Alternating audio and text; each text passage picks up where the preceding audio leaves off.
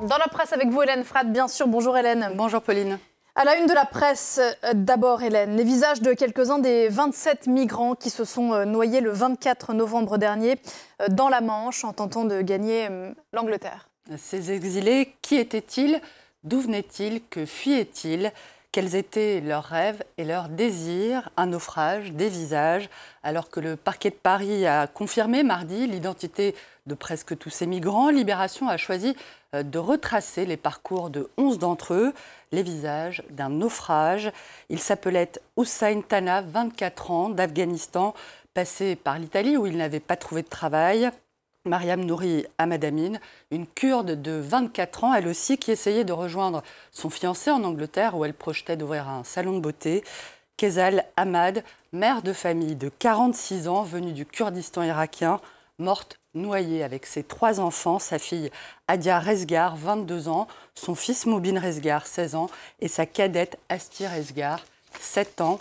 Leur rendre hommage, écrit Libé, c'est brandir cette part d'humanité sous le nez de ceux qui instrumentalisent le thème de l'immigration dans la campagne électorale. Assumer cette part d'humanité n'a rien de naïf ou de laxiste. L'immigration est un sujet trop difficile, trop sérieux pour laisser les discours simplistes et haineux s'imposer. Y réfléchir sérieusement consiste précisément à ne pas oublier cette part d'humanité avant de parler. Il a parlé longuement hier soir, lui, à la une de la presse également. Les réactions à l'intervention télévisée d'Emmanuel Macron. Crise sanitaire, gilets jaunes, réforme. Pendant près de 2 heures, le chef de l'État a défendu son mandat en reconnaissant parfois ses erreurs passées avec humilité, d'après le Parisien aujourd'hui en France, qui voit déjà Emmanuel Macron dans les starting blocks pour la présidentielle de l'année prochaine. Emmanuel Macron, à la fois président et presque candidat, à voir aussi avec ce dessin de Rançon, 2 Français sont devant leur télé. Finalement, il est président ou il est candidat. Tu n'as jamais entendu parler du « en même temps ». Confidence personnelle, contrition affichée. On croyait que cette fois, le chef de l'État ne cherchait pas à faire la preuve de l'étendue de son intelligence, de la solidité de sa compétence. Pourtant, malgré le souci pédagogique, la modestie proclamée, l'exercice a plus d'une fois tourné à l'autosatisfaction, dixit Le Figaro. Autosatisfaction, cingle aussi la Marseillaise. 2 heures de Macron pour lui-même et par lui-même, mais il l'assure, il n'est pas en campagne, assure le journal local. Pas convaincu, on l'aura compris, par l'intervention du président candidat. Et est-ce qu'on est plus convaincu à l'étranger ? Le Soir, cité par Courrier International, relève la multiplication ces derniers jours des interventions médiatiques d'Emmanuel Macron, qui a donné, il y a moins d'une semaine, une longue conférence de presse sur l'Europe, avant d'intervenir dimanche sur le référendum en Nouvelle-Calédonie.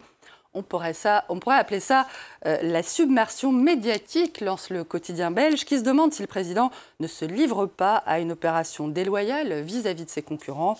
Le journal britannique The Times souligne, lui, que ce goût pour les grands-messes télévisuelles va totalement à rebours de la doctrine de la distance qu'Emmanuel Macron prêchait en 2017, quand le candidat, on s'en souvient, prônait la rareté médiatique en expliquant que les Français cherchaient par-dessus tout un souverain distant, je cite, et pas un ami de la famille. À noter aussi ce matin, Hélène, la tribune signée Dimitri Payet, milieu de terrain de l'OM, victime de plusieurs incidents cette saison sur le terrain. Donc, il exprime son exaspération devant l'inertie des instances professionnelles face à la violence dans les stades. Se disant surpris que les acteurs, le gouvernement, la Ligue, les clubs n'assument pas un peu plus leurs responsabilités. Le joueur dénonce une forme de démission collective insupportable et en appelle à une responsabilité collective raisonnable.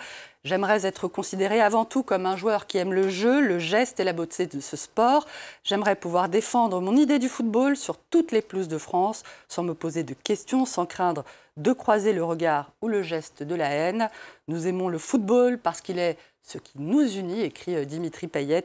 Au prochain incident, demande-t-il, je voudrais voir les 2 capitaines, les 2 entraîneurs se réunir et décider de ne pas reprendre. C'est aussi aux joueurs désormais de prendre leurs responsabilités, je le cite. Le racisme et les actes de violence ont cela en commun qu'ils sont le fruit d'une intolérance à l'autre. Je pense qu'il faut combattre tous les comportements honteux, qui vont dans ce sens. Voilà, un texte assez remarqué.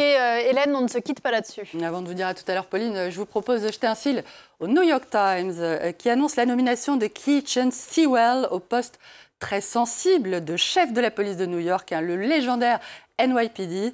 C'est la première fois, Pauline, qu'une femme, et une femme noire, est choisie pour diriger les 35 000 policiers de New York. Bravo à elle. Bravo, effectivement. Merci beaucoup, Hélène.